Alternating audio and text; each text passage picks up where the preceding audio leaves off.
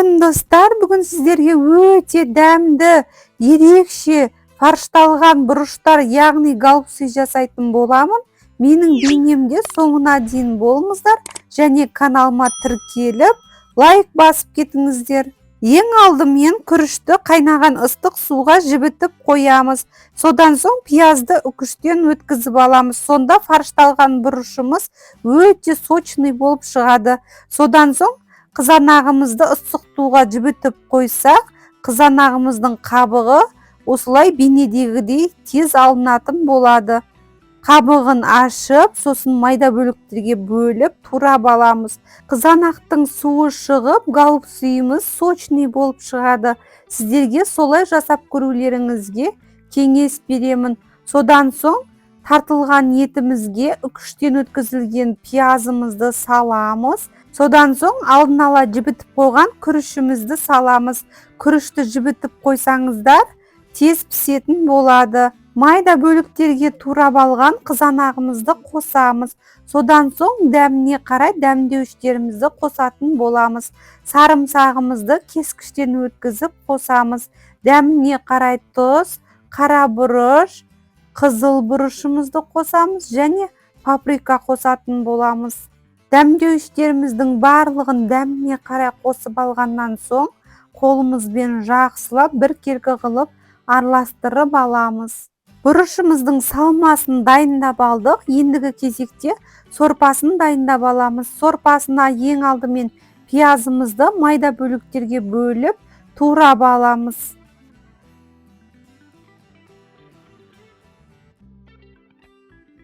Көкөністеріміздің барлығын турап аламыз. Сәбізді де, картопты да барлығын майда бөліктерге бөліп турап алатын боламыз.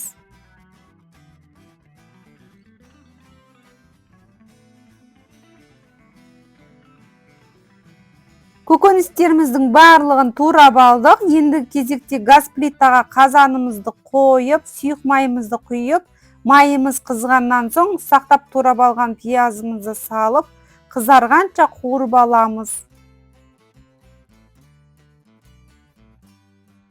Пиязымыз қызарғаннан соң сәбізді саламыз. Жақсылап қозғаймыз. Біраз қасық томат пастасын қосамыз.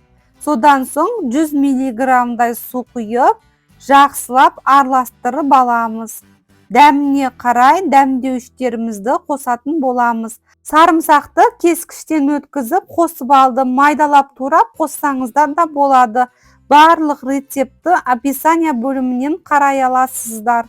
Дәміне қарай горошығымызды қосамыз. Содан соң дәміне қарай тұз, қара бұрышымызды қосып, салқын суымызды құямыз.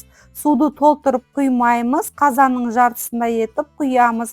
Содан соң турап алған картопымызды қосып, жақсылап араластырып, қақпағын жауып 10 минутқа қалдырамыз. Сол аралықта бұрыштарымызды ақырын тазалап аламыз, туры бейнедегідей. Бұрыштарымызды тазалап алғаннан соң жақсылап жуып аламыз.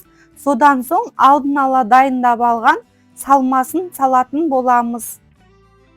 Осылай бейнедегідей ақырын саламыз. Салмасын салып алғаннан соң сорпасына салатын боламыз.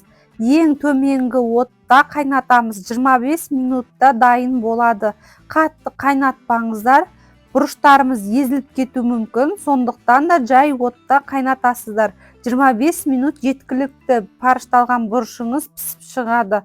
Өте дәмді, сочный болып шығады. Сіздер де солай жасап көрулеріңізге кеңес беремін. Менің рецептерім бойынша жасап жатсаңыздар, комментарий бөліміне ой пікірлеріңізді қалдыра кетіңіздер. Сорпасы дайын болды. Жай отта 10 минут қайнады. Дайындап алған фаршталған бұрышымызды саламыз. 25 минут көлемінде жай отта қайнататын боламыз. Бұрыштарымыз езіліп кетпес үшін алдын ала сорпамызды қайнатамыз. Содан соң бұрыштарымызды саламыз. 25 минут жеткілікті. Сіздер де солай жасап көріңіздер. Өте дәмді, сочный әрі дана-дана болып пісіп шығады. Дәміне қарай 2 дана лаба жапырағын қосамыз. Содан соң бұқтырып қоямыз 25 минут көлемінде. Фаршталған бұрышымыз пісті, яғни галбусымыз дайын болды. өте дәмді, ерекше. Ендігі кезекте сүзіп аламыз. Біреуін сорпасымен, біреуін дана-дана қылып, бұрыштарын өзін салып аламыз отдельно тарелкаға. Қалауларыңыз бойынша сүзіп алыңыздар. Ал ендеше ас болсын. Менің рецептерім сіздерге ұнаса, лайк басып, комментарий бөліміне пікірлеріңізді қалдыра кетіңіздер. Және тіркелмегендеріңіз тіркеліп алыңыздар. Мен өте қуанышты боламын. Сіздермен болған Жансая ендігі бейнеде кездескенше сау саламатта болыңыздар.